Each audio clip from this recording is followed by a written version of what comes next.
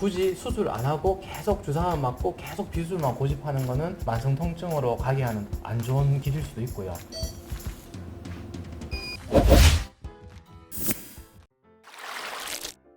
수술을 하기 싫고 나는 그렇게 심하지 않다 했을 때 비수술적인 치료를 좀 해야 될 것 같은데 예. 어떻게 하면 될까요? 수술 아닌 것들은 사실 다 비수술인데 이제 환자분들에게 조금 더 이해하기 쉽게 할 때는 저희가 주사 치료가 있고 비수술이 있고 수술이 있다 이렇게 설명드려요. 그래서 외래에서 쉽게 할 수 있는 신경 차단술, 플루로테라피, 그 다음에 뭐 주사는 아니지만 물리치료, 도수치료 이런 것들은 외래 차원의 치료고 그 다음에 수술까지는 아니지만 어떤 기구를 이용해 가지고 직접 깊이 들어가서 조금 물리적으로 디스크를 조금 감압시켜 준다든지 이런 거는 비수술이고, 그렇지만 비수술 하다가 수술을 하셔도 되는 병도 있지만 저희 같은 경우는 처음부터 수술해야 될 병, 비수술로 해결될 병을 구분을 처음부터 잘해서 들어가는 게 오히려 더 중요합니다. 수술을 하셔야 되는 분인데 굳이 수술 안 하고 계속 주사만 맞고 계속 비수술만 고집하는 거는 만성 통증으로 가게 하는 안 좋은 그런 어떤 길일 수도 있고요. 그 다음에 굳이 수술을 하실 필요가 없는데도 내가 수술하면 뭔가 근본적인 치료가 된다고 생각하시면서 굳이 또 수술까지 가서 너무 과한 치료를 안 가는 것도 되게 중요하고, 의사가 이제 잘 가이드를 해드리고 환자분도 잘 따라가시면 되죠.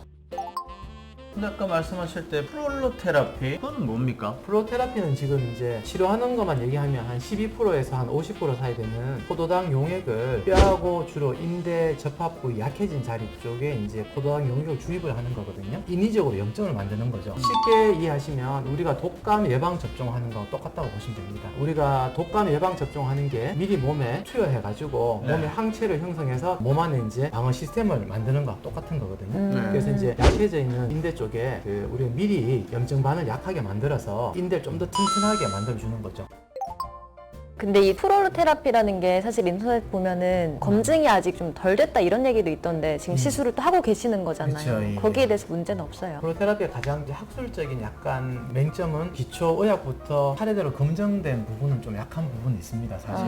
임상에서 적용을 하면서 효과가 있더라 해서 이제 시작된 치료이기 때문에 학술적인 근거에 대한 것은 아직 의사들 사이에서도 논란은 많이 있습니다. 실제 포도당 용액이 어떤 삼투압에 의해서 주입이 돼서 뭐 인대가 강해지는 건지 주사하는 과정 중에서 그 바늘, 드라이 니들링이라 그래서 보통 바늘을 찔러버리면 이렇게 또 인대 쪽에 상처가 생기면서 조직 재생되는 효과가 있거든요. 근데 또 그것 때문에 진짜 인대가 좋아지는 건지 알 수는 없으나 전체적으로 그런 치료 과정을 통해서 환자분들이 많이 좋아진 임상 경험의 양은 방대합니다. 이 플루로테라피의 가장 큰 장점은 일단 부작용이 없다는 거죠. 플루로테라피는 이제 솔루션 자체가 포도당 용액이고 그러니까 의사가 이제 그 인대 접합 부위에 시술만 이렇게 잘 한다라면 약물로 인한 부작용이 전혀 없는 거기 때문에 우리가 안심하고 할 수가 있는 거죠. 대신에 이제 이 치료의 관건은 환자분이 아프셨을 때 어느 인대가 어디가 문제인가 해서 의사가 시술을 정확하게만 잘해준다면 조금 더 치료 성공률을 높이는데, 플루로테라피 저희가 알아봤고 다양한 솔루션들이 있잖아요. 소개 좀 해주시죠. 디스크 치료할 때 우리가 수술을 할 정도의 병의 상태가 있습니다. 어떤 경우냐면 신경이 많이 눌린 상태에서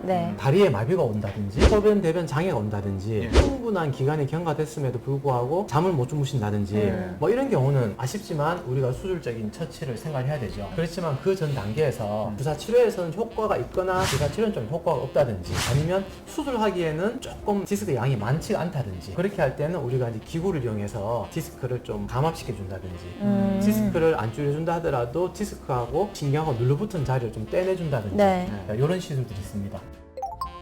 척추신경 성형술이라고 하는 게 있는데요. 그거는 이제 우리가 꼬리뼈로 특수 카테터를 넣어가지고 디스크하고 신경하고 이렇게 여기가 이제 어떤 상태에서 이렇게 튀어져 나와가지고 이렇게 신경을 많이 누르고 있는 상태입니다. 그렇게 되면 이 사이가 유착이 진행이 돼서 신경이 꼼짝 못하게 덜러붙거나 염증이 많이 생겨서 통증이 유발하게 되는 거죠. 그러면 특수 카테터를 넣어가지고 이 사이를 박리를 좀 해줍니다. 물론 튀어나온 디스크를 떼내준다든지 들어가게 하진 않지만 신경 주변을 밖에서 약물만 주는 것보다는 조금 더 물리적인 카테터를 이용해서 깨끗하게 씻어내주는 방법이 척추신경 성형술로 척추 시술 중에서는 가장 쉽고 빠르고 편하게 할 수 있는 시술이라서 주사 다음 단계로 많이 이용을 하고요.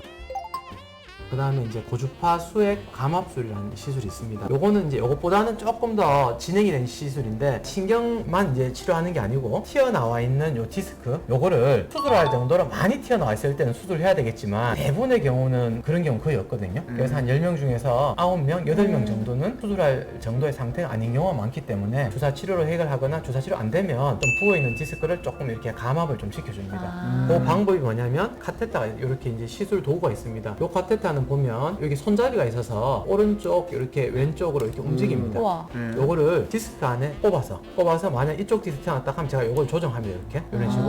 그래서 뭐 이쪽 디스크 이렇게 가서 밑에 디스크를 찢어야 되겠다. 아니 위에로 튀어나와 있거나 하면 이렇게 조정을 합니다. 네. 그래서 디스크가 제일 많이 돌출된 자리를 고주파 열을 가해서 네. 찢어줍니다. 그래요? 찢어주면 우리가 조금 물렁물렁한 디스크 같은 경우는 디스크가 좀 감압되는 효과도 있고 예. 실제로 뭐 디스크가 많이 안 줄더라도 이 디스크하고 신경 주변에는 노시섹터라 그래서 염증세포가 많이 자라 들어와서 통증 유발하기 때문에 그 수용체들을 찢어서 없애는 거죠. 그렇게 하는 건데 요거는 태우는 거군요. 예, 태우는 거죠. 아. 요게 이제 제가 보여드리면 요게 디스크라고 하면 어떤 기계가 연결됩니다. 이렇게 해서 타네요. 예. 이렇게 타죠, 이렇게. 그렇게 해서 디스크를 이렇게 그쵸. 지지는 거네요. 그렇죠. 이 디스크 속에 들어가. 물론 이거는 시술은 아주 안전하게 해야 됩니다. 왜냐하면 바깥쪽에서는 신경이 있기 때문에 찢어버리면 신경이 찢으면 큰일 나겠죠. 네. 그래서 요거는 디스크 안에서 들어가서 신경이 없는 쪽 튀어나온 자리로만 들어가서 이렇게. 그리고 요거는 실제 디스크 내부가 돼요. 내부에서 바깥쪽으로 이렇게 디스크를 튀어나온 위치를 찾게 이렇게 움직이면서 찢는 거죠. 이렇게. 보기에는 굉장한 수술같이 보여지긴 하는데 원장님 하실 때는 간단한 시술로 되는 거죠. 사실은 환자분이 받아들일 때 시술의 과정은 째는 것도 없고 그냥 이렇게 카테터 하면 딱 들어갔다 나오니까 네. 간단해 보이지만 실제로 하는 과정은 보면 그 수술이랑 거의 같습니다. 목을 예를 들면 목 쪽에는 이제 기도도 있고 중요한 신경이 있기 때문에 전문적으로 트레이닝 받은 의사가 정확하게 위치를 잘 찾는 게 중요합니다. 그래서 실제로는 할 수 있는 전문화된 인력이 제대로 해야지 환자분에게 이게 수술 안 하고도 수술을 했을 때 어떤 좋은 결과를 가져올 수 있는 거고 다 이렇게 트레이닝 받은 의사들 하게 하면 안전하게 수술 안 하고도 좋은 결과를 갖고 올 수 있어요. 이런 것도 마취를 하고 그냥 하는 국소 마취만 합니다. 이쪽에. 아. 그냥 간단하게. 실제로 시술은 환자분한테 여기 간단한 따끔한 국소 마취하고 환자분 그게 끝인데 네. 저는 이제 하는 일이 많죠. 그런겠네요. 찾아가지고 뭐 환자분한테는 굉장히 좋은 시술입니다.